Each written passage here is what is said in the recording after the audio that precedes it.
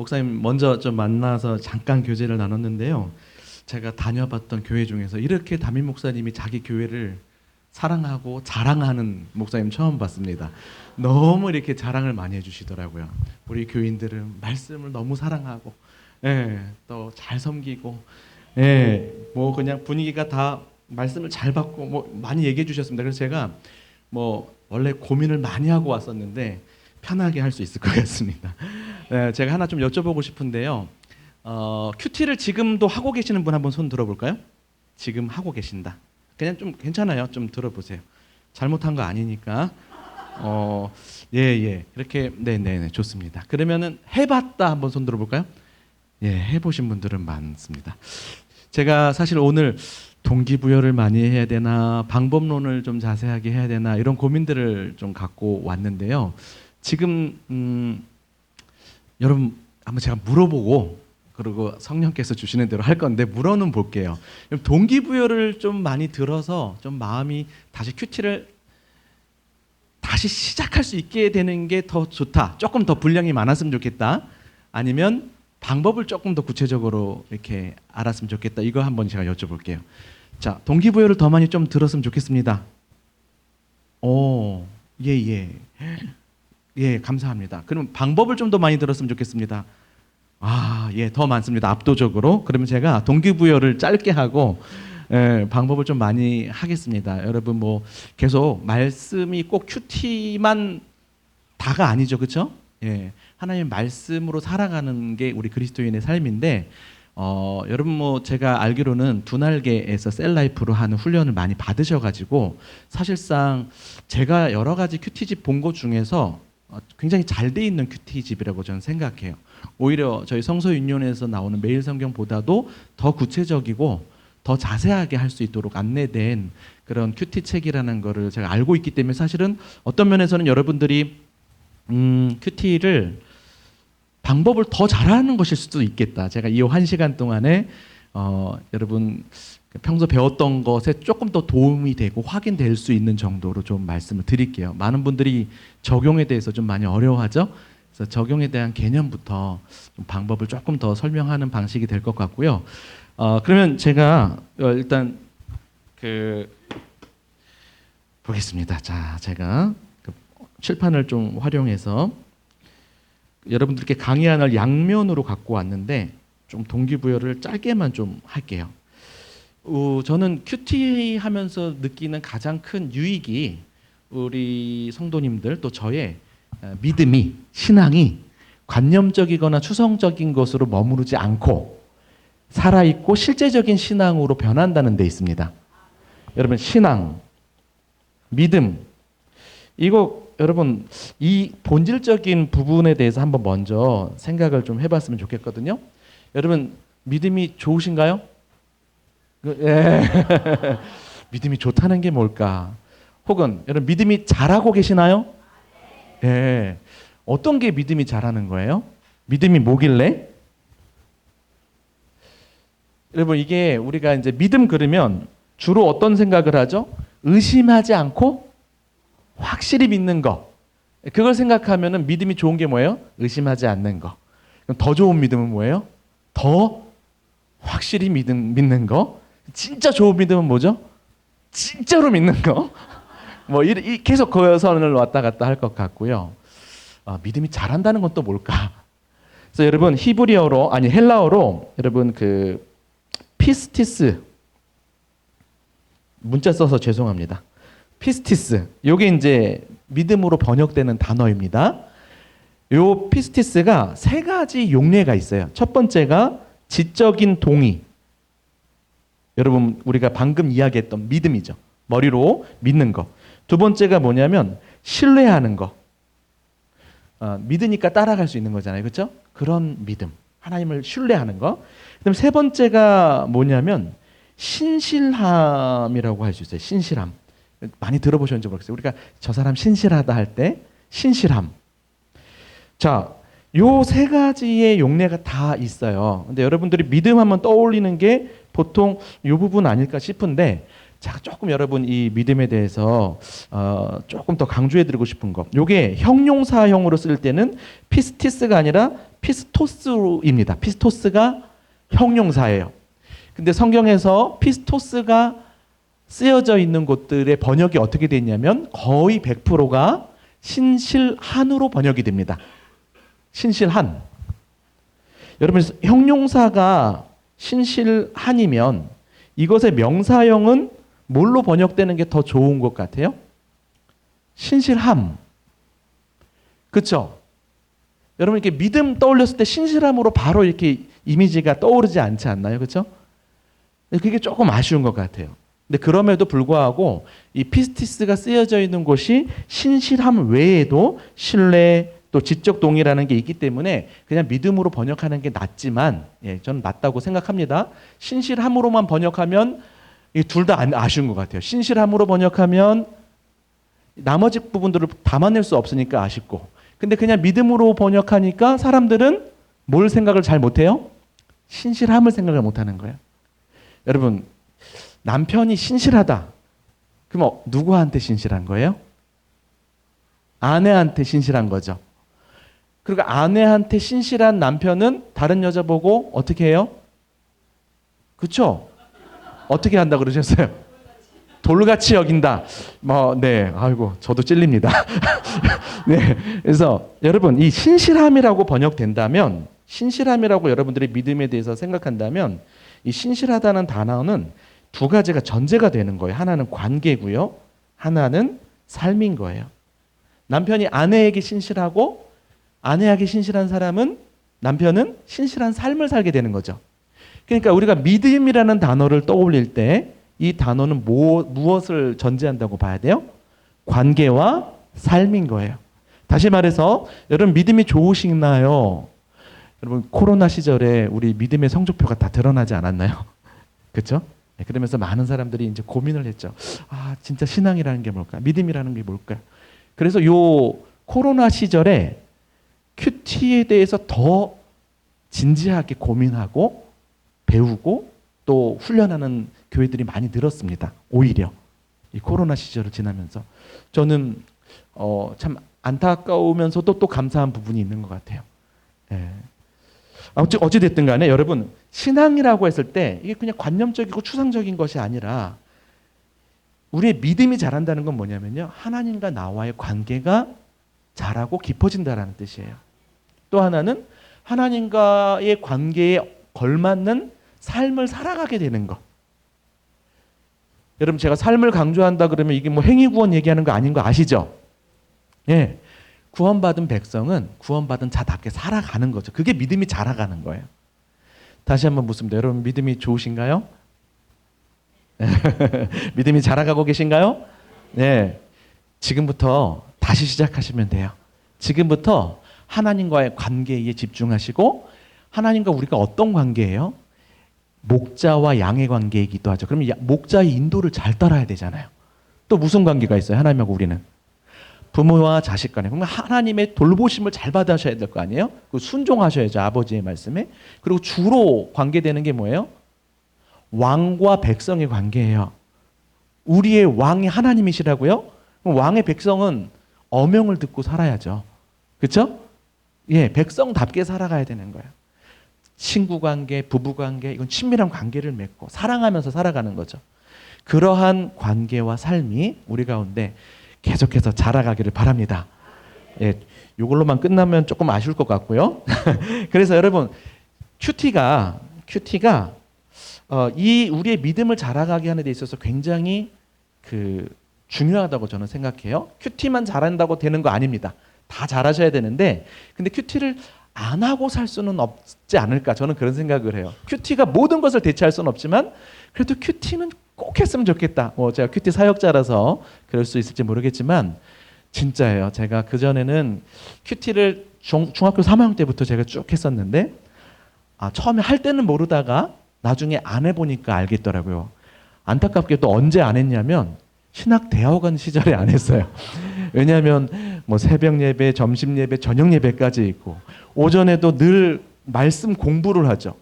오후에도 말씀 공부죠. 그러면 이제 과제는 또 뭐예요? 말씀이죠. 그러니까 크게 큐티까지 할 여력이 없었던 것 같아요. 근데 이상하게 큐티를 안 했던 신대원 3년의 기간이 제가 영적으로는 가장 말씀의 홍수 속에 살았는데 뭔가 제가 길러 먹은 생수 마냥 이렇게 생명력 있는 삶을 못 살았던 것 같은 부끄러움이 좀 있습니다. 좀 아이러니죠. 네. 그때 알았어요. 아, 큐티를 안 해보니까 알겠는 거예요. 할 땐 모르다가. 지금 안 해본 분들 좀 깨달으셨으면 좋겠어요. 네. 근데 오히려 이제 제가 조금 더 큐티를 진지하게 하려고 하다 보니까 이제는 큐티를 하면서 느껴요. 하면서 이거 안 하고 어떻게 살지? 이거 안 하고 어떻게 살지? 이거 어떻게 제가 사실 뭐 짧은 시간에 제 삶을 다 나눌 수는 없겠지만 참 많이 힘겨움이 있거든요. 큐티가 없었으면 나는 어떻게 됐을까? 그런 마음. 너무너무 큐티가 귀한데요. 이 큐티를 통해서 제 믿음이 아까 피스티스가 자라가는 것 같아요. 근데 여러분, 우리 믿음이 자라가기 위해서 하나님께서 우리에게 주신 선물이 있습니다. 그게 바로 성경이죠. 예, 그냥 좀 플러스 얘기하면 제가 삼성을 좋아하는데요. 성경을 주셨고 성령을 주셨고 성도들을 주셨습니다. 교회를 주셨어요. 그래서 우리가 이 삼성 안에서 우리가 좀 이 광야 같은 삶을 말씀으로 살아갈 수 있는 것이죠. 자, 근데 성경, 큐티 방법은 다른 것 아니에요. 하나님께서 우리에게 성경을 주신 목적대로 성경을 읽는 거죠. 여러분, 성경을 왜 읽으시나요? 예? 공부하려고? 살라고? 뭐예요, 지금? 말씀을 왜 읽어요? 예, 많은, 여기저기 나옵니다. 근데 많은 사람들이 성경을 일독하기 위해서 읽는 경우가 많아요. 그러니까 읽는 것 자체가 목적이 되는 경우가 많아요. 그렇죠? 이해도 안 되면서. 저는 만화책도 이해가 안 되면 다음 장 못 넘기거든요. 우리 한국교회 성도님들 대단한 능력을 갖고 있어요. 이해가 안 되는데도 꿋꿋이 읽어요. 왜요? 목표가 일독이라서. 제가 통독을 폄하하거나 그런 건 절대 아니에요. 이게 여러 번 이렇게 반복되다 보면 큰 그림이 그려지고, 그래서 여러분 참 중요합니다, 통독도. 그런데 참 하나님께서 우리에게 일독하라고 성경을 주셨다기보다도 우리 신학교에서는 뭐라고 이야기하냐면, 따라합시다. 자기 계시의 목적. 자기 계시는 뭐냐면 하나님을 알려주고 싶어서 우리에게 성경을 주셨다는 거예요. 하나님을 알게 하기 위해서. 그러니까 두 가지죠. 하나는 하나님을 알게 하기 위해서, 두 번째는 하나님의 뜻을 알게 하기 위해서. 이 두 개가 구분이 되십니까? 하나님을 인격적으로 그분이 어떤 분이신지를 우리가 알려주고 싶으신 거예요. 또 하나는 하나님의 뜻도 알려주셔서 우리가 그 뜻에 맞춰서 살기를 원하시는 거죠. 그래서 여러분, 그 매일 성경이라고 여러분 아십니까? 예, 제가 이제 매일 성경을 판매하는 성서 유니온에서 남서울 지부를 섬기고 있는데요. 우리의 큐티 방식은 그냥 심플해요. 두 가지예요. 첫 번째가 뭐냐면 하나님은 어떤 분이십니까? 이걸 묻는 거고요. 두 번째 그러니까 다시요. 하나님은 어떤 분이십니까? 두 번째는 나와 우리에게 주시는 교훈이 무엇입니까? 요 두 가지예요. 다메섹 도상에서 바울이 부활하신 예수님을 만나고 물었던 질문이에요. 주님, 누구십니까? 네. 그리고 내가 무엇을 하여야 하리이까? 그 질문하고 비슷해요. 근데 저는 요 두 가지 질문이 아마 셀라이프는 이것보다 조금 더 구체화되고 세분화되어 있는 것 같아요. 그거 그대로 하셔도 좋습니다. 그냥 그거 따라만 하셔도, 근데 왜 안 하시는 거예요? 따라만 하셔도 정말 풍성해요. 근데 아주 기본적인 원리는 그거예요. 큐티 책을 펴놓고 뭘 해야 될지 모르는 사람들이 많은데, 성경을 하나님께서 왜 주셨지?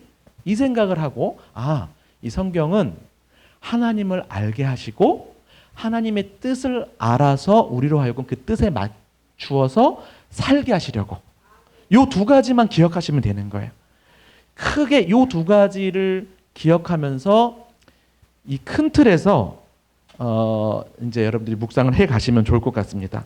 많은 사람들이 큐티를 자기 방식대로 좀 하거든요. 전 다 존중해요. 근데 주로 하는 방식이 뭐냐면 마음에 와닿는 한 구절 중심으로 묵상을 하게 되는 경우가 많아요. 그렇죠? 그게 잘못된 건 아닌데요. 근데 이게 우리가 좀 생각해 봐야 될 게 뭐냐면 마음에 와닿는 것 중심으로 이렇게 묵상하는 그 내용들이 대부분은 내 삶에 관계된 것들이 많겠죠. 이게 참 좋은 거예요. 그렇게 하나님의 말씀을 내 삶에 연결시키는 거. 그래서 오늘날 내가 어떻게 살아야 될까? 이렇게 고민하는 건 귀한 태도입니다. 그런데 우리가 그런 식으로만 하다 보니까 자꾸 뭘 놓치게 되냐면 하나님이 어떤 분이신지를 우리가 놓치는 묵상을 하게 되기가 쉬운 거예요. 예를 들어 볼게요. 삭개오 본문을 여러분들이 묵상을 했다고 보세요. 그럼 우리가 어떤 적용을 하죠? 나도 예수님처럼 우리 주변에 삭개오를 찾아가야겠다. 소외되어 있는 이웃. 여러분 이렇게 적용하면 잘한 거예요? 못한 거예요? 잘한 거예요. 잘한 건데 뭘 놓쳐요? 삭개오를 찾아오신 예수님이 어떤 분이신지를 자꾸 놓치게 되는 거예요. 여러분 삭개오를 찾아오신 예수님 어떤 분이십니까? 예수님이 삭개오 집에 들어가니까 사람들이 뭐라 그래요? 저가 죄인의 집에 들어갔도다라고 수군거리잖아요. 제가 목회자로서 이렇게 강단 앞에 서기 전에 이렇게 마음이 정돈되지 않고 정결하지 않은 것 같을 때 참 부담이 되거든요. 그러면 이제 남들 찬양할 때 저는 막 뜨겁게 기도를 하는 거죠.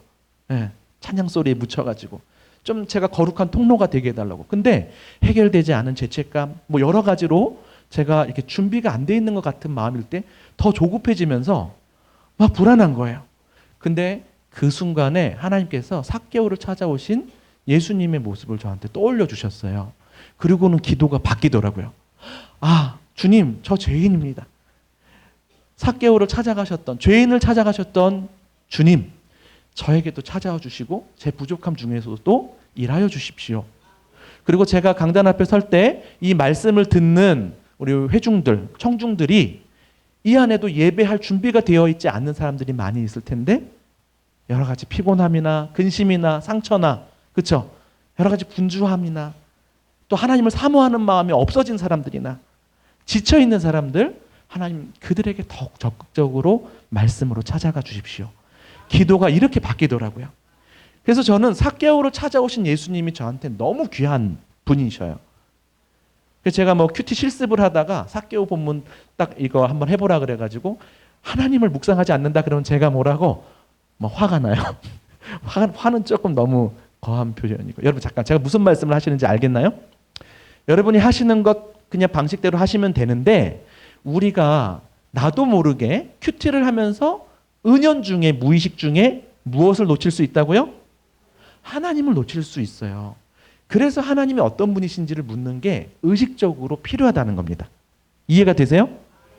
예. 근데 어떤 본문에 있어서는 하나님에 대해서 안 나올 수 있어요. 그럼 넘어가시면 돼요. 이해가 되시죠? 근데 우리가 의식적으로 하나님이 어떤 분이신지를 자꾸 묻는 훈련이 필요하다. 아마 셀라이프에도 그 항목이 있죠. 하나님이 어떤 분인가 먼저 나오지 않나요? 아닌가요? 나오죠. 그러면 된 거예요. 그리고 왜 하나님을 먼저 묵상해야 되냐면 우리가 자칫 잘못하면 나 중심의 묵상을 하기 쉬워서 그래요. 누구 중심의 묵상이 되어야 돼요? 하나님 중심의 묵상이 되어야 돼요. 자, 나 중심의 묵상하고 하나님 중심의 묵상이 뭐냐면 내가 이만큼 중심이에요. 그리고 큐티 하나님의 말씀을 나의 삶에 이렇게 자꾸 끌어들이는 묵상. 내가 지금 무슨 하나님께 응답을 받고 싶고 내가 삶이 어렵고 어떤 하나님의 뜻을 받고 싶은 거, 이 태도는 귀합니다. 아예 하나님께 그런 기대 없이 살아가는 사람들보다 훨씬 귀한 거죠. 근데 자꾸 내가 중심이 돼서 말씀을 이렇게 나한테 갖고 오려고 하다 보면 거기서 왜곡이 생기기가 쉬워요. 자기 뭐라 그럴까요?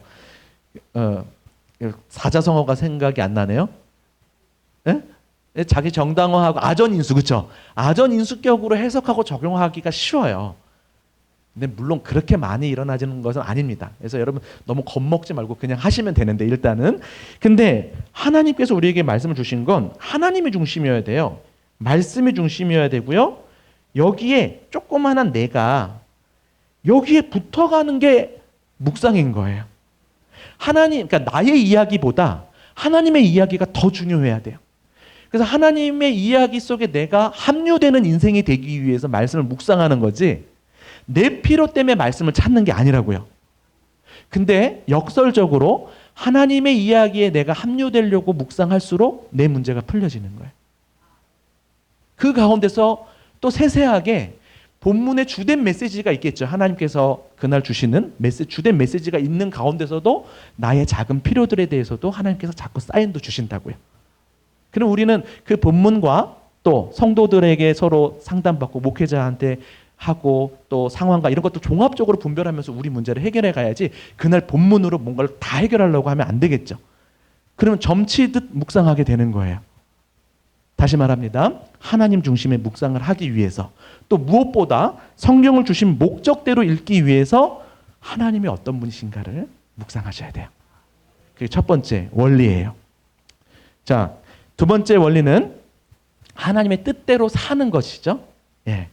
이것과 관련해서 그냥 잠깐만요. 제가 시간 좀 보면서 제가 지금 20분 했네요. 한 5분만 여러분들한테 한번 조금 더 그 말씀을 좀 전화해 보도록 하겠습니다. 그 여러분 지금 광야 안에 보시면 그 뒤에 맨 밑에 인포메이셔널한 성경 읽기에서 포메이셔널한 성경 읽기로 가야 된다. 보이시나요? 자, 여러분 인포메이셔널한 성경 읽기는 뭐냐면 정보적인 성경 읽기죠. 정보를 아는 성경 읽기에서 IN을 빼시면 어떻게 돼요? 포메이셔널한 성경 읽기로 가야 된다라고 우리 토마스 머튼이라는 청교도 학자가 말씀을 해주셨는데 이거 IN 빼니까 이게 뭐지? 포메이셔널한 성경 읽기? 이게 뭘까요? 번역해도 어려워요. 형성적 성경 읽기. 번역해도 어렵죠. 자, 이거에 대해서 유진 피터슨이 쓴 거 한번 우리가 같이 한 목소리로 한번 읽어볼게요. 현실적으로. 시작. 현실적으로 그리스도인으로 살아가는 삶에서 사람들이 가장 소홀히 하는 것 중에 하나가 바로 성경을 읽는 것과 연관해서 된 일이다. 이는 그리스도인들이 성경을 가지고 있지 않거나 그것을 읽지 않는다는 말이 아니며 그리스도인들이 성경을 하나님의 말씀으로 믿지 않는다는 말도 아니다. 바로 성경이 자신을 형성해 가도록, 즉 성경대로 살기 위해서 성경을 읽지 않는다는 뜻이다. 여기 번역체라서 조금 안 와닿을 거예요. 저 좀 보세요. 우리 그리스도인들이 성경과 관련돼서 아주 문제가 있다고 하는 건데요. 우리가 이 말씀을 안 가지고 다녀서 문제가 아니래요. 안 읽어서 문제가 아니래요. 하나님이 말씀이라고 안 믿어서 문제가 아니래요. 반대로 말하면 이 말씀이 하나님의 말씀이라는 걸 믿고 매일 가지고 다니고 매일 읽는데도 불구하고 우리한테 심각한 문제가 있다는 거예요. 어떤 문제냐면 이 목적과 관련된 거예요. 그냥 읽는 거예요. 그냥. 근데 오늘 말씀 보니까 성경을 자신을 형성해 가도록 이 말씀으로 내가 빚어져 가도록 읽지 못한다는 데 있다는 거예요. 하나님 뜻대로 살려고 하지 않는다는 거죠. 여러분 디모데후서 3장 16절 외우셨죠? 모든 성경은 하나님의 감동으로 된 것으로 교훈과 책망과 바르게 함과 의로 교육하기에 유익하니 여기까지는 잘 외우시는데요. 그 다음 구절이 더 중요해요. 이는 하나님의 사람으로 온전하게 하며 모든 선한 일을 행할 능력을 갖추게 하려 함이라. 요 17절을 여러분 거기까지 외우셔야 돼요. 여러분 16절은 잘 외우셔요. 자, 여러분 제가 물어보고 싶어요. 하나님의 사람으로 온전하게 한다라는 게 무슨 뜻이에요? 형성해 간다는 거예요. 하나님의 형상으로, 그리스도의 형상으로 빚어 가신다는 거예요. 모난 부분을 깎으시고 또 필요한 부분들을 메워 가시면서 아주 거룩하고 아름다운 하나님의 형상으로 만들어 가신다고요. 뭐가요? 성경이. 여러분 그래서 이걸 한번 좀 자문해 보셨으면 좋겠어요. 정말 성경과 나는 어느 정도의 거리가 있는가? 성경 따로 나 따로의 삶을 살아가는가? 아니면 성경이 나를 관통해서 내 생각과 마음과 영혼과 삶을 빚어가고 있는가? 그거를 한번 좀 자문해 보셨으면 좋겠어요. 정말 성경으로 인해서 내가 하나님의 사람으로 이렇게 빚어져 가고 있는가? 여러분 어떻습니까? 여러분 계속 신앙이 자라면서 여러분의 존재도 자라가고 있나요? 우리 자녀들 보시면 다 사춘기 때 여러분 좌절하죠. 못 자라는 것 같아서. 예. 그럴 때가 있잖아요. 자라야 되는데 못 자라요. 그럴 때 여러분 어떻게 해야 돼요? 사춘기든 아니든 간에 내 마음대로 안 돼요. 하나님 앞에서 잘 자랐으면 좋겠는데, 아이가 영육가 안에 전인적으로 잘 자라갔으면 좋겠는데 안 돼요. 누구를 찾아가야 돼요? 오은영 박사? 오은영 박사, 여러분 성경을 믿으시나요? 뭘 믿나요? 성경에 대해서? 네. 성경이 하나님의 말씀이라는 거 믿죠? 정확하고 무오하고, 그러니까 오류가 없는 100% 하나님의 말씀이라고 여러분 믿으시죠? 저도 믿어요. 이 목회자의 특권 중에 하나인데요. 설교를 준비하든 큐티하든 연구하든 이 수천 년 전에 수십 명의 저자가 쓴 이 책이 어떻게 이렇게 서로 꽉꽉꽉 아구가 많냐고요. 말도 안 돼요. 사실은 이 땅에 어떤 그 책들하고 비교가 안 될 정도의 수준입니다. 과학적으로 검증해도요. 전율을 해요. 전율을 느껴요. 잘난 척하면은 저는 원어를 볼 수 있잖아요. 원어 보면 막 서스라치게 놀라요. 어떻게 이렇게 연결이 다 되지? 하나님의 100% 영감된 하나님의 말씀이라는 거 너무너무도 저는 확실하게 믿어요. 근데 그것만큼이나 중요한 믿음이 있어요. 성경에 대해서. 이게 뭐냐면 성경의 능력에 대한 믿음입니다. 성경의 능력이 뭐예요? 하나님의 사람으로 온전하게 하고 모든 선한 일을 행할 능력을 갖추게 하는 능력이에요. 여러분 정말 이 성경을 믿잖아요? 이 성경의 능력을 믿으면 자녀들의 문제 생겼을 때 누구한테 의탁해야 돼요? 말씀에 의탁해야죠. 자, 자녀 얘기할 것 없습니다. 우리 자신을 돌아보시죠. 여러분 아까도 제가 물어봤지만 우리가 신앙생활 초창기에는 조금만 죄를 지어도 민감하게 여기면서 막 아파하면서 죄책감도 느끼면서 하나님 앞에 나아가서 진지하고 뜨겁게 회개하는데 자꾸 이게 반복이 되니까 어떻게 돼요? 나는 어쩔 수 없는 죄인이지. 그러면서 자기를 포기해버려요. 그게 여러분 잠깐 물어볼게요. 사람은 변하나요? 안 변하나요? 예? 제가 제일 당황했을 때가 큐티 나눔을 하면서도 이런 얘기하는 거. 아이고 사람 안 변해. 이거 솔직히 어떤 면에서 많이 맞는 말이잖아요. 사람 잘 안 변하잖아요. 그렇죠? 세상에서는 사람 안 변한다고 얘기해요. 그게 더 분별력에 있어서 좋을 때가 많아요. 그런데 성경은 다르게 말한다고요. 사람은 변한다고요. 하나님의 말씀이 하나님의 사람을 온전하게 빚어간다고요. 여러분 이 능력을 정말 믿는다면 나 자신에 대해서 포기하셔는 안 돼요. 누구 마음대로 포기합니까? 우리 영혼 하나님 건데. 여러분 거룩해지고 싶지 않나요? 좋은 신앙의 어른이 되고 싶지 않나요? 신앙의 유산을 잘 넘겨주는 귀한 어른이고 싶지 않나요? 하나님의 말씀에 헌신되고 그 말씀대로 하나님의 교회를 사랑하는 일꾼이 되고 싶지 않나요? 좋은 어른들 되고 싶지 않나요? 뭘로 가능해요? 말씀으로. 예. 여러분 말씀에 자꾸 노출이 되셔야 됩니다. 예. 그래서 말씀을 통해서 자꾸 하나님을 알아가고 하나님 뜻에 맞추어 살면서 우리의 존재와 삶이 바뀌어가는 거죠. 여기까지 동기부여 하겠습니다. 두 가지. 하나님이 우리에게 성경을 주신 목적에 따라서 첫 번째 원리는 하나님을 알아야 된다. 여기서 한 번만 더 들어갈게요. 하나님을 안다는 게 뭘까요? 하나님을 안다는 거. 여기 하나만 더 합시다. 오늘 읽었던 말씀이니까 한번 살펴보죠. 내 백성이 지식이 없음으로 망하는도다라고 그러잖아요. 오늘 읽었던 말씀. 여러분 이 지식이 어떤 지식이냐면 호세아서 4장 1절에 보면 하나님을 아는 지식이라 그래요. 하나님을 아는 지식. 하나님을 아는 지식. 근데 하나님을 아는 지식이 없으면 망한다고 하는데 이 말씀을 주시는 이 대상이 누구냐면 여기서 내가 지식을 버렸으니 나도 너를 버린다는데 여기 너가 누구예요? 누구한테 말하고 있는 거예요? 하나님이? 예? 내 누가 되지 못하게 한다 그래요? 예? 제사장이 되지 못하게 한다 그래요. 여러분 이거 잘 생각해 보세요. 제사장은 어떤 사람들이에요? 율법 전문가들이에요.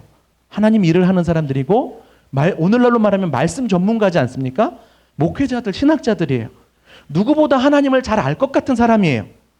근데 하나님께서 이 사람에게 내가 하나님을 아는 지식이 없고 지식을 버렸다라고 얘기해요. 이게 그럼 지식을 버렸다는 게 뭐예요? 그러니까 까먹은 거예요? 그러니까 여러분 이거 잘 아셔야 돼요. 하나님을 안다라는 게 뭘까?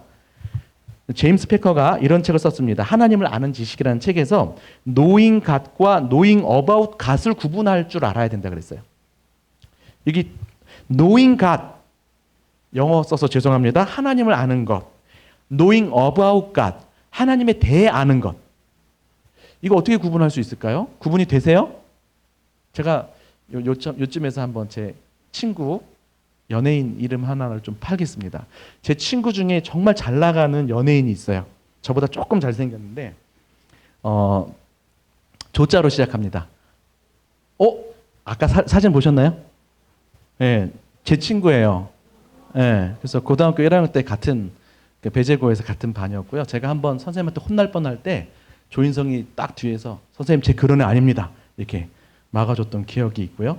그리고 이제 2, 3학년 때는 같은 반이 아니었는데 제가 집이 멀었고 저는 자전거를 타고 다녔어요. 그러니까 가다 보면 조인성은 좀 늦었는데도 멋있게 모델처럼 걸어 다녔어요. 근데 저 보면 반가워가지고 현철아 나 좀 태워줘. 그래서 제가 조인성을 뒤에 태우고 등교를 여러 번 했었더랬습니다. 영화의 한 장면 같죠? 꼬봉 그런 거 아니고. 예배 중에 죄송합니다. 그래서 참 많이 얘기 안 하겠습니다. 그렇게 친하지도 않고 그렇게 안 친하지도 않고 뭔가 꿈에서 자꾸 조인성이 저를 알아봐주는 꿈을 꿉니다. 그리고 꿈이었네. 자, 여러분 제가 왜 조인성 얘기를 했냐면 조인성을 네이버에 검색하시면 키가 몇 센치, 몸무게가 몇 킬로, 소속사가 어디 이러한 정보적인 지식이 있죠. 요게 조인성에 대한 지식이겠죠. 근데 저는 여러분들보다는 조금 더 조인성을 아는 지식이 있어요. 왜죠? 같이 지내봤으니까. 여러분 이렇게 생각하셔야 돼요. 사람은 어떻게 하면 알 수 있다 그러죠? 지내봐야 알고, 예? 잡아야 알아요? 네, 잡아야 알고, 예, 살아봐야 아는 거죠, 그렇죠? 부부가 또 여행을 가봐야 알고. 그러니까 이게 이거잖아요. 솔직히 말하면 여러 가지가 있겠지만 사귀어봐야 알고 겪어봐야 아는 거죠. 그러니까 교제해봐야지 아는 거예요. 그리고 경험해봐야 아는 거예요. 여러분 이게 성경에서 알다라는 단어들이 다 그 뜻이에요. 요게 펜이죠. 이런 단어도 있지만 기본적으로 신구약 성경에서 알다라는 단어는 다 이러한 인격적인 관계를 전제로 한 알미라고요. 사귀어봐야 알고 겪어봐야 안다. 예, 이걸로도 여러분 막 더 많이 이야기하고 싶지만 여러분 하나님과 어떻게 사귈래요? 쌍방적인 관계를 어떻게 누릴 수 있습니까? 하나님의 말도 듣고 나도 말하고 이렇게 돼야 되죠. 대화가 돼야 되잖아요. 근데 어떤 사람들은 자기 말만 하거나 기도만 하는 사람. 이 사람은 하나님과 교제를 하기가 힘들어요. 여기 와갖고 2시간씩 3시간씩 기도하는데 하나님이 나도 말하고 싶은데 맨날 자기 말만 하고 가는 거예요. 교제가 안 되죠. 저는 그 기도가 잘못된 기도라고 생각은 안 해요. 그런데 여러분 생각해 보세요. 그 기도는 주로 어떤 내용이 많을까요? 주세요. 혹은 힘들어요. 그러니까 다 누구 관심사예요? 자기 관심사에만 몰두된 기도이죠. 근데 관계를 맺는다는 건 뭐예요? 하나님은 어떤 생각을 하고 계실까? 하나님은 어떤 마음이실까? 사랑한다면 상대방에 대해서 관심을 가져야 되는데 우리가 기도를 하나님과 대화하는 거라고 말은 하면서도 늘 자기 이야기만 한다는 거죠. 어떤 사람은 하나님 말씀 듣는 것만 좋아해요. 네, 세미나, 유튜브에서 여러 설교, 다 쫓아다니는데 뭘 안 해요? 또 기도를 안 해. 그럼 머리만 커져서 넘어지기가 쉬워요. 자, 요 정도 하겠습니다. 하나님을 아는 것은요, 그냥 정보적으로 성경 공부해서 아는 것을 넘어서는 거예요. 그거는 knowing about God, 하나님에 대한 지식이죠. 근데 거기서 그치지 않고 하나님을 아는 지식으로 넘어가기 위해서는 그분과 교제해야 돼요. 그분을 교제하려면 어떻게 됩니까? 그분이 어떤 분이신지에 대해서 집중하는 거예요. 하나님은 이런 분이시군요. 그러면서 그분께 그런 주님하고 어떤 대화를 하면 돼요? 그걸 가지고 기도를 하는 게 교제예요. 큐티 가장 좋은 방법 먼저 설명해 드릴게요. 가장 좋은 방법이 뭐냐면 큐티는 한 구절 읽고 곱씹고 생각하면서 기도문을 써보는 거예요. 또 한 구절 읽고 기도문 쓰고. 이것보다 더 좋은 큐티 방법 없습니다. 말씀과 기도로 하나님과 교제하는 게 큐티하는 거라고요. 그리고 기도 속에 우리의 순종과 결단이 다 담기게 돼 있죠. 그러니까 기도로 나아가서 삶으로 이어지는 거예요. 그게 큐티예요. 쉽게 말하면. 근데 여러분들 성경 묵상이라는 그런 생각을 하면서 큐티하면서 기도를 안 하는 사람들이 많아요. 시작하고 끝날 때도 마저도 안 해요. 그냥 리더스 다이제스트 읽듯이 전철에서 그냥 이렇게 무슨 교양처럼. 그런 거 아니라고요. 살아계신 하나님과 만나서 교제하는 거라고요. 주님 어떤 분이십니까? 그래서 주님께 말을 걸고 감사하고 찬양하고 또 그런 하나님 앞에서 나의 모습을 돌아보면서 뭐해요? 반성하고 회개하고 또 하나님께 도움을 요청하고 또 하나님 뜻대로 살기를 결단하고 이러한 과정들을 통하여서 주님과 교제하는 게 큐티라고요. 이해가 되십니까? 예. 이제 구체적인 방법으로 이미 지금 제가 구체적인 방법들을 다 얘기하고 있습니다. 구체적인 방법으로 여러분 좀 정리를 좀 해드릴게요. 사실요, 제가 이제 성서윤료원의 기본 그 큐팁 원리를 말씀을 드릴게요. 그럼 그걸 여러분들의 것에 그 차용을 하셔가지고 뺄 거 빼고 더할 거 더하면서 자기의 큐티 방법을 디자인해 가시면 되거든요. 아주 기본적인 원리 아까 말씀드렸죠. 두 질문이에요. 하나님이 어떤 분이신가? 또 하나님의 뜻이 무엇인가? 그걸 두 가지를 여러분이 묵상한다고 생각하시면 돼요. 그래서 예전에 이제 우리 그 매일 성경에서는 그 묵상 노트를 이렇게 만들었었어요. 이렇게. 지금은 칸이 좁아져가지고 이렇게 하려면 연습장 사가지고 이렇게 그어야 돼. 그리고 보니까 무슨 글자 같나요? 네, 여러분 이것도 메시지예요. 큐티 하는 거를 너무 쉽게 생각하지 마세요. 방법은 쉬울 수 있지만 사실 마음가짐은 어명을 듣는 시간이라고 생각하셔야 돼요. 할 얘기 참 많은데 여러분 이것부터 인정이 안 되면 큐티 할 수가 없습니다. 하나님을 왕으로 여기고 내가 그분의 통치를 받는 것을 목적으로. 그럼 매일 아침 큐티를 통하여서 하나님의 어명을 받으면요. 우리가 이 땅에서부터 하나님 나라를 살아갈 수 있는 거예요. 하나님의 통치가 하나님 나라죠. 그래서 여러분 이렇게 조금 여러분 그 마음의 무게감은 좀 달라졌으면 좋겠어요. 우리 거룩하신 하나님, 우리의 왕이신 하나님께 내가 나아가는 시간이다. 주여 말씀하옵소서. 주께서 무슨 말씀을 하시든지 주의 종이 듣겠나이다가 전제가 돼야 되는 거예요. 근데 이게 안 되고 주님 한번 말씀해 보시죠. 제가 들어보고 판단해 보겠습니다. 들어보고 판단해 보겠습니다. 이거는 큐티가 아닌 거예요. 우리가 너무 높아져 있어요. 말씀 앞에. 말씀의 능력이 뭐죠? 창세기 보시면 말씀으로 창조하시니까 무질서하고 공허하고 아니죠. 혼돈이 무질서고 공허한 어두운 세상에 하나님이 말씀으로 이르시되 말씀으로 세상을 창조하니까 어떤 변화가 나타나요? 질서가 생기고 채워지고 밝아지잖아요. 말씀이 우리 가운데 오면 우리가 말씀을 먹으면 우리 가운데 어떤 사건이 일어나야 돼요? 규모가 세워지고 충만하여지고 밝아져야 되는 거예요. 근데 왜 말씀을 이렇게 수없이 듣고 큐티도 이렇게 안 빠지고 다 하는데 왜 말씀의 역사가 우리 가운데 안 나타날까요? 우리가 피조물의 위치로 안 내려가서 그래요. 주님의 말씀은 물고기도 순종해요. 나인성의 과부, 그 다음에 저 나사로도 죽은 지 3, 4일이 지나면 청력도 없잖아요. 들을 수도 없는데 나사로야 일어나 나오너라 그러면 어떻게 해야 돼요? 시체여야도 하나님 말씀하시면 역사가 일어나야 되는 거예요. 그냥 반응이 와야 돼요. 근데 왜 우리한테는 말씀의 역사가 안 일어나고요? 여기부터 시작이에요. 무슨 말씀을 하시든지 주의 종이 듣겠나이다. 물론 어려워요. 하나님이 내가 누군가 가족들하고 싸웠는데 용서하라는 말씀을 주실까 봐. 마음이 부담스러워요. 큐티를 안 하고 싶을 때가 있어요. 저도 그래요. 근데 적어도 이렇게 기도하셔야 돼요. 주여 무슨 말씀을 하시든지 주의 종이 들을 수 있도록 도와주세요. 우리의 마음까지 하나님 새 창조해 주십시오. 이렇게 하시면 하나님이 때로는 강권적으로 때로는 인격적으로 그런데 우리의 마음만큼은 하나님이 많이 인격적으로 보시는 것 같아요. 우리가 우리의 마음을 하나님께 내어드려서 주님께서 일하여 주시도록 우리가 그런 기도를 하시면 이 시간들을 통해서 우리의 마음까지도 때로는 조금 시간이 걸릴 수 있지만 우리 마음까지도 바꿔주셔서 순종할 수 있게 해주신다는 거예요. 여러분 오해하지 마십시오. 하나님 말씀 내 힘으로 순종하는 게 아니에요. 그렇죠? 그렇다고 순종을 못하고 늘 죄인처럼 늘 불순종하는 것도 아니에요. 성령을 통하여서 말씀 가운데 우리를 변화시켜 주시는 것임을 믿으시기 바랍니다. 자, 그래서 어떻게 쓰게 됐었냐면요. 여기가 하나님은 어떤 분이십니까를 쓰게 돼 있었고 밑에는 교훈이 무엇입니까? 이걸 쓰게 돼 있었어요.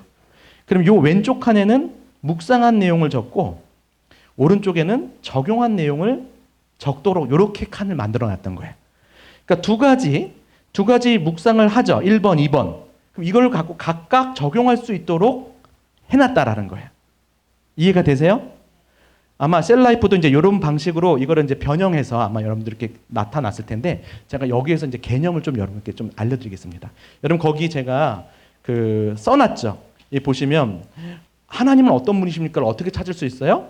하나님이 하신 말씀이나 행동, 또 등장인물의 고백, 또 하나님의 성품이 묘사된 거, 주는 자비로우시고 인자하시고 뭐 이런 거 있죠.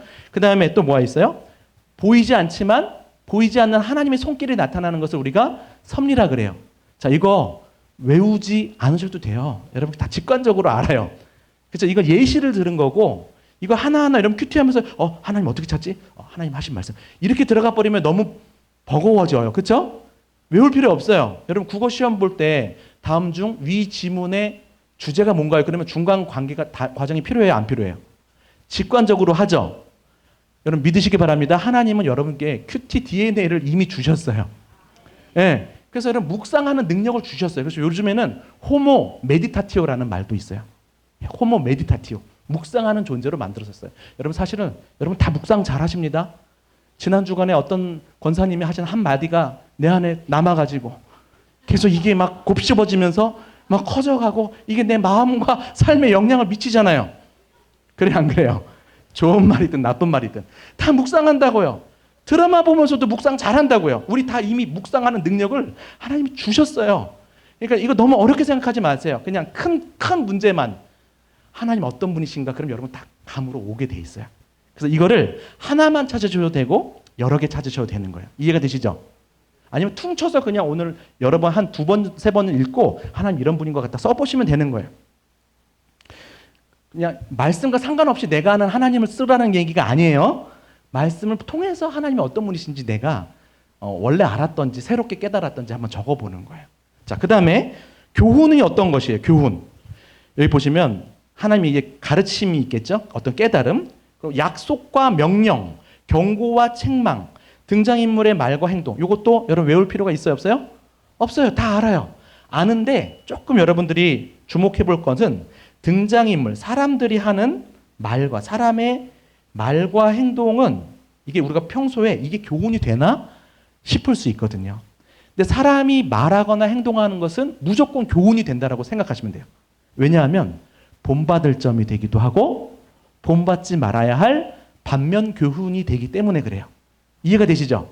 여러분 여기서 제가 봤을 때는 다 안 해오셔도 좋고 하나님이 어떤 분이신가 직관적으로 하시고 교훈이 무엇이지 이것도 그냥 여러분 다 하실 수 있는데 하나만 유념하세요.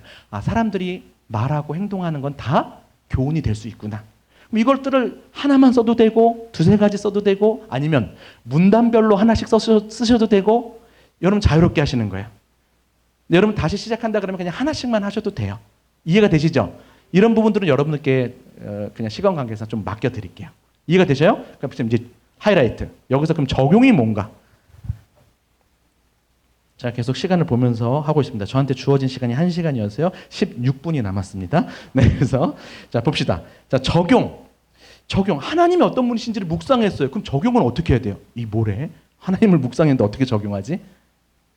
예를 들어서 하나님이 이런 게 있다고 쳐봐요. 하나님은 사람의 손으로 지은 곳에 계시지 아니하시는 분이다. 사도행전 7장의 성전설교 스데반에 그 구절을 여러분 묵상한다고 칩시다. 하나님은 성전에 그러니까 사람이 지은 곳에 계시지 않는 분이시다. 이게 무슨 뜻이에요? 그분은 성전에만 갇혀 계신 분이 아니라는 뜻이겠죠. 어디에나 계시는 분이라는 뜻이겠죠. 예, 그걸 이제 왼쪽에다가 쓰셨다고 보시면 돼요. 그러면 적용을 어떻게 해야 돼요? 하나님이 어디에나 계셔요. 그럼 여러분 어떻게 적용을 할 거예요? 하나님 어디에나 계셔요. 나는 어떻게 적용하지? 나도 어디에나 있어야겠다. 이래야 되나요? 여러분 적용하면은 주로 어떤 이미지, 어떤 단어가 제일 먼저 떠올라요? 적용 그러면? 순종, 실천 이런 게 많이 떠오르죠. 그러다 보니까 하나님을 묵상했는데 무슨 내가 실천을 해. 그러니까 어색한 거예요. 그렇지 않나요? 자, 여기가 조금 어려운데요. 적용에 대한 여러분 개념을 이것만 제가 가르쳐 드리고 가도 여러분 하는 생각이 들 거예요. 그리고 여러분 큐티 하실 때 많이 더 자유롭고 역동적이고 재미있을 거예요. 적용은 영어로 어플리케이션입니다. 어플리케이션 여러분 앱 있죠? 앱. 휴대폰 앱. 그게 어플리케이션이거든요. 그거 한번 생각해 보셔도 좋아요. 이게 라틴어에서 왔는데요. 에드 플러스 플리케어. 문자 써서 죄송합니다. 이 에드는요. 모모로. 영어로 말하면 투. 모모로예요. 그 다음에 플리케어는 여러분 플립폰 아셔요? 지금 갤럭시 플립폰 쓰시는 분 한번 들어봐 주세요. 플립폰. 이때 한번 자랑하세요. 네, 플립. 없어요? 저기 한번 접어주세요. 안 접히는 거예요? 그럼 플립 아닌데. 위아래로 접히는 거 있죠? 그게 플립폰이잖아요. 그러니까 적용은 무슨 뜻이냐면 문자적으로 보면 뭐뭐로 그러니까 서로를 향하여 접다, 만나다, 접촉되다 이거예요. 이걸 조금 제가 그림으로 설명해 볼게요. 하나님의 말씀, 이 텍스트가 있어요. 성경 텍스트가 우리의 그 컨텍스트, 상황이죠. 나의 상황, 우리 공동체의 상황, 혹은 세상의 상황이 있겠죠. 하나님의 이 말씀이 나와 혹은 우리 공동체와 이 세상과 만나는 것, 연결되는 것, 요게 적용이에요. 그러면 여러분 방향성이 생기겠죠? 위로부터 아래로의 방향성, 아래로부터 위로의 방향성. 말씀과 우리가 만나면 우리는 반응을 하죠. 그렇죠? 그럼 여러분, 그렇죠? 반응하잖아요, 말씀에. 그럼 말씀과 만나면 위로부터 우리는 어떻게 되죠? 자, 영향을 받죠. 그럼 말씀 받다가 은혜 받아요, 안 받아요? 말씀 받다가 위로 받죠. 말씀 받다가 소망을 얻죠. 그러면 로마서의 말씀을 로마서의 말씀 중에 이런 말씀이 있어요. 이는 너희의 교훈을 위함이니, 교훈이라고 하면서 너희로 위로의 소망을 갖게 하려 함이라. 하나님께서 우리에게 말씀을 주셔서 뭘 주시고 싶은 거예요? 위로와 소망, 은혜. 여러분, 내가 말씀을 받고 꼭 내가 뭔가를 바꿔내야만 하는 게 적용이 아니라고요. 말씀 통하여서 우리가 소망을 얻고 위로를 얻는 것, 은혜를 받는 것도 적용이에요. 이 말씀과 내가 상관없는 게 아니라 상관이 있어지는 것. 그래서 말씀으로부터 내가 영향을 받고 또는 내가 말씀을 향하여서 반응을 하면서 이 두 가지를 통하여서 우리 삶에 변화가 나타나는 겁니다. 이해가 되세요? 그러니까 하나님이 어떤 분이신지를 묵상했어요. 그러면 우리가 어떻게 적용을 해야 되냐면 그분과 연결이 돼야 돼요. 그리고 그분과 연결이 되기 위한 좋은 방법이 뭐냐면 그분께 말을 거는 거예요. 그게 뭐예요? 기도죠. 기도. 자, 오늘 중요한 거예요. 여기 기도문을 쓰는 거예요.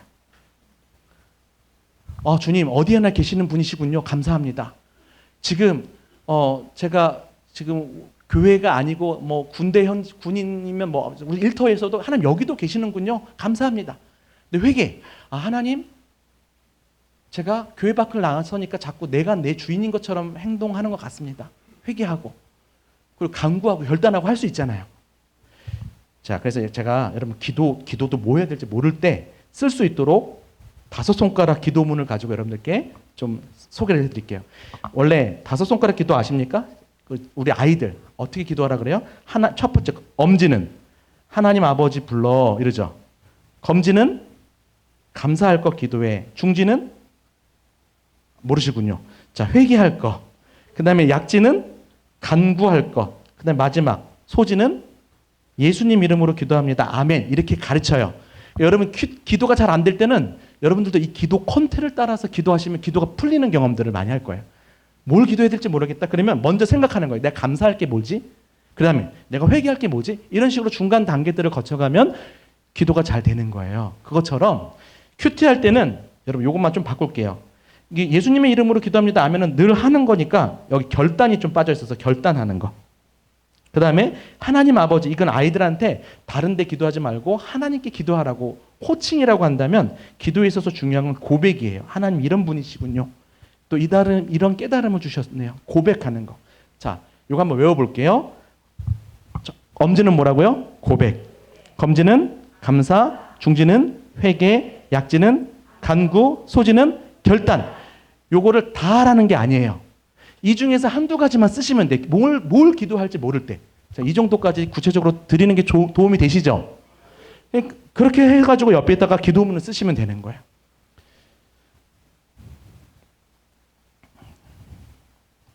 네.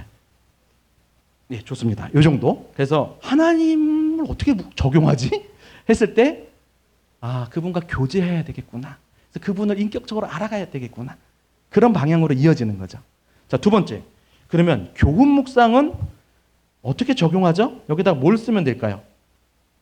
자, 이제 실천문 이러면 안 돼요. 아까 제가 말씀드렸잖아요. 그렇죠? 실천문만 적용이 아니라고요. 우리가 자꾸 그런 강박이 있어요. 실천 체크리스트를 딱 해갖고 자기 개발하듯이 오늘 말씀에서 한 3가지 딱 체크리스트를 만들고 밤에 잘했나 체크하고 이런 식으로 자기를 영적으로 그런 식으로만 좀 하지 않으셨으면 좋겠어요. 본문이 늘 그렇게 나오지가 않아요. 해보셔서 알잖아요. 일주일에 한 2번 나올까 할 겁니다. 그런 구체적인 실천적인 적용은. 근데 우리가 이게 안 되니까 자꾸 어떻게 해요? 쥐어짜요.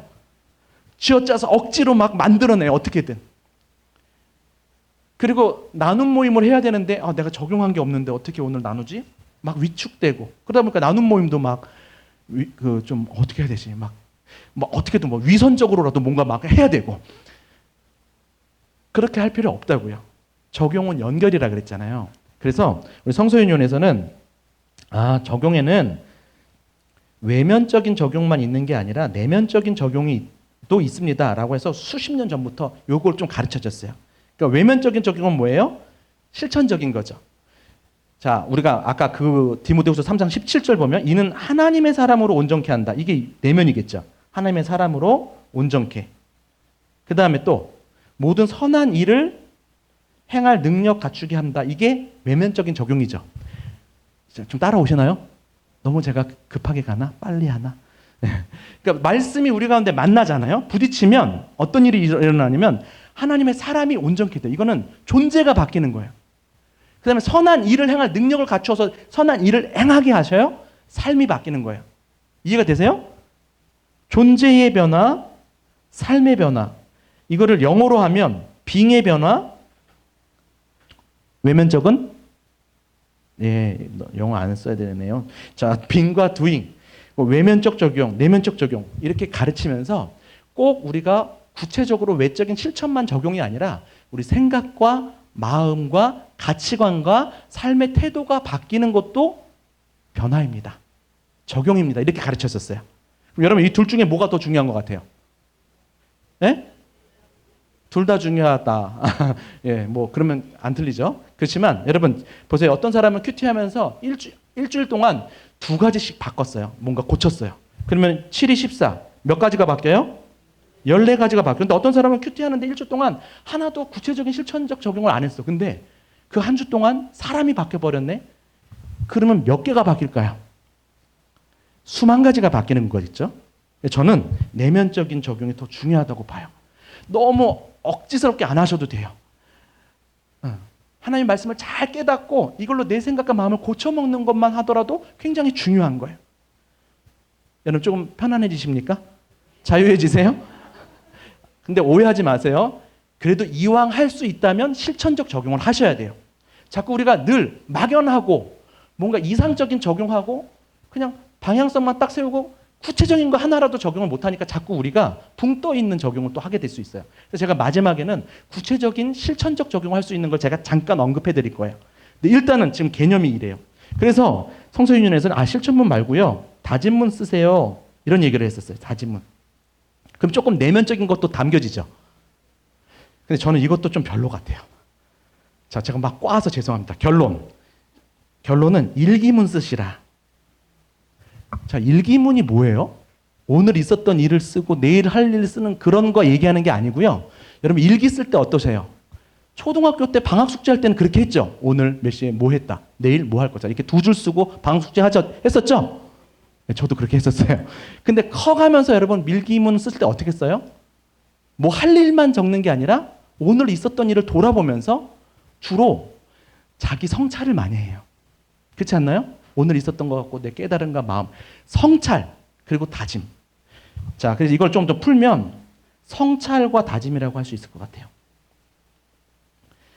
자, 기본 원리는 여기서 좀 끝을 내려고 합니다. 하나님을 묵상하시고 기도문을 쓰세요. 그게 적용이고, 그 다음에 교훈을 묵상하시고 이거 가지고 일기문을 쓴다. 이거 가지고 느껴지는 걸 그냥 편안하게 적어보는 거예요.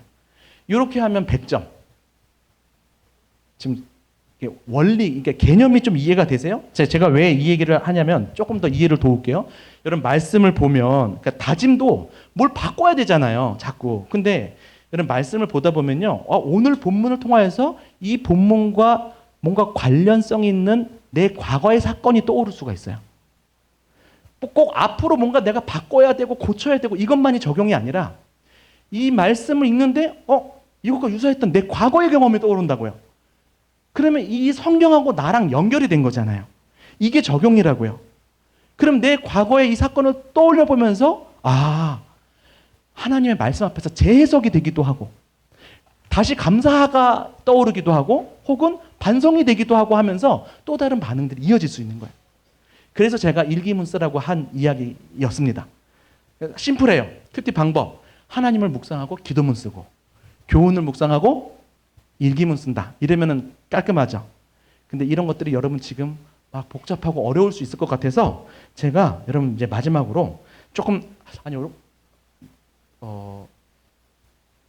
여러분 잘하실 것 같아요. 이렇게만 이런 식으로 여러분들이 그 셀라이프가 지금 저도 한번 마지막 더 확인해봤으면 좋았을 텐데 그런 식으로 이렇게 쓰시면 되는 거고요. 근데 이렇게 하는 방법도 있고 이렇게 하는 방법도 죄송합니다. 마지막에 여러분 좀 같이 불안해지시죠? 시간이 쫓겨서. 자, 이게 이제 여러분들이 만약에 한다면 노트에다가 만약 쓴다면 이렇게 할 수 있겠죠. 1번 하나님 어떤 문가 쓰고 2번 기도문 쓰고 3번 교훈이 어떤 거 쓰고 4번 일기문 쓸 수 있겠죠. 이렇게 하시는 방법이 있고요. 그 다음에 제가 이제 주로 많이 일반적으로 교회에 가서 이렇게 강의하는 방법은 이것도 어렵게 느껴지시기도 해요. 사람들이.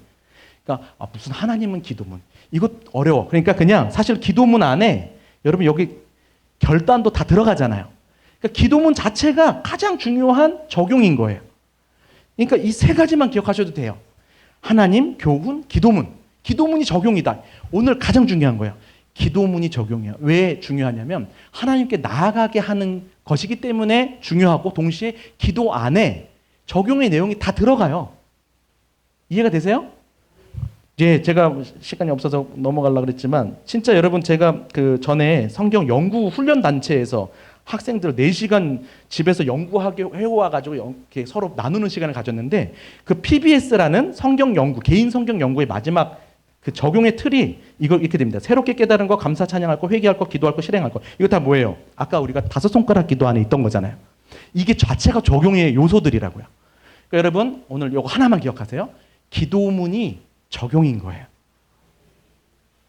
그리고 우리가 적용한 것을 이제 큐티책을 덮고 이제 기도한 걸 기억하면서 살아가는 거지. 그럼 넓은 차원에서의 적용은 삶이지만 좁은 의미의 적용은 뭐냐면 기도예요. 자, 오늘 마지막으로 여러분께 가장 강조하고 싶은 거. 여러분의 큐티책에 기도문이 써 있느냐 안 써 있느냐가 굉장히 비포 앤 애프터를 나누는 부분들이 됩니다.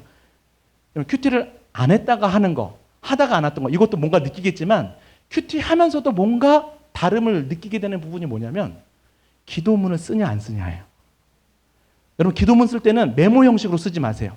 2줄이고 3줄이어도 좋아요. 반드시 완성된 서술형 있죠. 그냥 문장을 이렇게 끊지 않고 완성된 서술형으로 2줄, 3줄이어도 좋으니까 여러분 큐티책에 오늘 제가 가장 강조하고 싶고 가고 싶은 게 뭐냐면 그거 하시라는 거예요. 기도문이 꼭 어떤 자유롭게 한다 그래도 자유롭게 한다 그래도 마지막에 기도문만 쓰시면 되겠다. 여러분 지금 여러분 각자 어떤 수준이고 어떤 상황일지 모르겠지만 다시 시작을 하시길 바라고요. 하시면서 뭐 하실 수 있는 만큼만 하시다가 뭐는 꼭 하라고요? 기도문은 꼭 쓰시라고요. 그러면 여러분 이 별것 아닌 것 같은데 하나님과 가까워지면서 내 삶이 변화가 생기는 그런 시간들을 가질 수 있을 것 같습니다. 우리 목사님이 그 구체적인 적용 틀도 좀 알려줬으면 좋겠다고 제가 3가지만 말씀을 드리는데, 프랙티컬은 이거예요. 여러분 오해하지 마세요. 실천적 적용이 뭐든지 다 실천적 적용은 아니지만, 자, 말 자체가 여러분 보세요. 실천적 적용이라 그러면 실천과 관련 없는 적용이 있다는 거죠. 네, 그런데 이왕 실천적 적용을 할 거면 어떻게 하면 좋냐면 육화 원칙에 따라서 하시면 좋아요. 이 말이 뭐냐면 언제, 어디서, 무엇을, 누구에게, 이 정도까지가 나와야 돼요. 기도하시면서 하나님 이걸 내가 어떻게 적용할까요? 언제, 어디서, 무엇을, 누구에게까지 나와야지 구체적인 적용이 되는 거예요. 이해가 되세요? 또 하나 여러분들이 중요한 게 그러니까 자꾸 막연하게 하지 마시고요. 뭐 앞으로 이웃을 사랑해야겠다. 뭐 그냥 신앙생활을 열심히 해야겠다. 이거 말고 언제, 어디서, 무엇을 이렇게 가는 게 좋고요. 실천 가능. 이건 뭐 여러분 우주 평화 뭐 이런 것 위해서 하는 게 아니고. 3번째, 이게 중요한 것 같아요. 프레젠스가 뭐냐면 내가 가급적이면 오늘 실천할 수 있는 걸 잡아보는 게 좋아요. 자, 우리는 보통 어떻게 적용하냐면 앞으로 뭐뭐 하겠다라는 적용을 많이 해요. 앞으로. 그러면 안 하고 적용, 실천, 순종하지 않은 적용들이 계속 쌓여요. 그러면 각자의 적용이 무게감이 좀 떨어질 수 있어요. 원오브 댐이 되니까. 이해가 되세요? 자, 적어도 이번 일주일 안에 할 수 있는 적용을 좀 하시는 게 좋아요. 앞으로 뭐 이런 적용도 나쁜 건 아니에요. 그런데 여러분들이 이왕 실천할 거면 이 오늘이나 이번 주 안에 할 수 있는 거예요. 앞으로 내가 예배를 더 거룩하게 준비해서 해야겠다. 이런 것보다도 이번 주 내가 예배 때 30분 전에 와서 이렇게 섬기고 기도하고 그렇게 해야겠다. 이런 식으로 가야 된다는 거예요. 그리고 혹시 큐티 나눔을 하실지 모르겠죠. 큐티 나눔을 하실 때도 꼭 그럴 필요는 없지만 가급적이면 내가 실천한 것을 나누는 게 좋아요. 그러니까 앞으로 이렇게 하기로 적용했다라기보다도 구체적인 거를 내가 하늘의 말씀, 내 땅의 언어로 내가 성육화한 그런 삶을 산 이야기들을 해주면 그게 힘이 있어요. 그걸 통해서 서로가 배우게 된다고요. 이해가 됐나요? 여기까지 하겠습니다. 마지막까지 조금 너무 막 달려갔고 죄송한데 또 기회가 되면 다음에 또 뵐 수 있으면 좋겠고요. 이제 제가 1시간이 됐네요. 한 예화만 더 드리고 싶었는데 3분만 더 하겠습니다. 제가 꼭 전하고 싶은 예화가 있어요.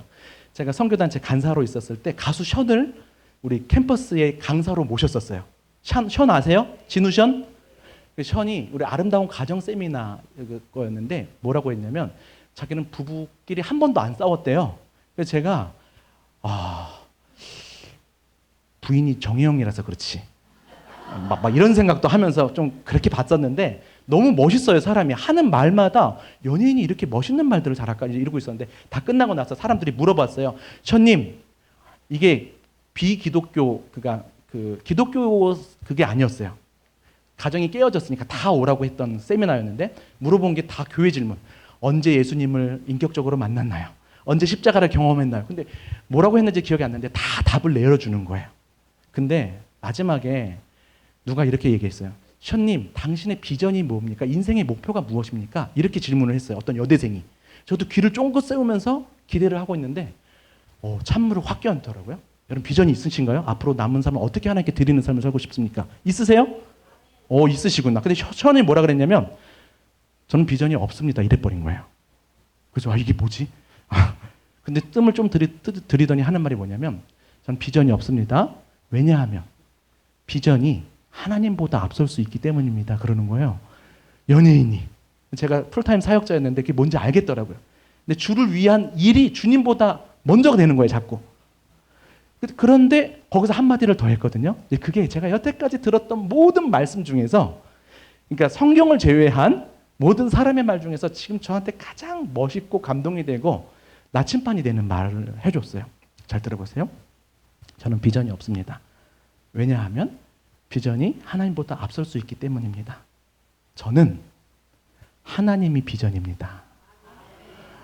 제가 그 얘기 듣는데 닭살이 돋고 막 전율이 돋더라고요. 나도 목회를 어렸을 때부터 비전 삼고 막 그랬는데 그게 중요한 게 아니구나. 하나님이 비전이구나. 여러분 오늘 하나님을 아는 지식 좀 이야기했는데요. 그게 우리 인생의 크기는 하나님을 아는 크기라 그래요. 얼마만큼 알고 계십니까? 얼마만큼 그분을 사귀어 알고 있고 얼마만큼 여러분 순종하면서 그분을 경험하고 있습니까? 내 구주 예수를 더욱 사랑, 제가 좋아하는 찬양인데 여러분 어떻게 살아야지 마지막 숨질 때까지도 더욱 사랑이라고 고백할 수 있을까요? 여러분 하나님 사랑하세요? 네, 저는 요만큼밖에 안 사랑해요. 근데 또 저 요만큼이라도 하나님 사랑한다고 고백해요. 근데 하나님 오늘보다 내일, 어제보다 오늘 더 사랑할 수 있기를 바랍니다. 계속 하나님 알아가고 싶고 사랑하고 싶습니다. 우리 교회의 비전도 여러 가지가 있겠지만 하나님 자체면 좋을 것 같아요. 여러분의 기도 제목 1순위는 뭔지 모르겠지만 0순위는 하나님이었으면 좋겠어요. 하나님 올 한 해 남은 인생 하나님을 더 알아가고 닮아가는 삶이 되고 싶습니다. 하나님과 더 가까워지고 주님과 동행하는 삶이고 싶습니다.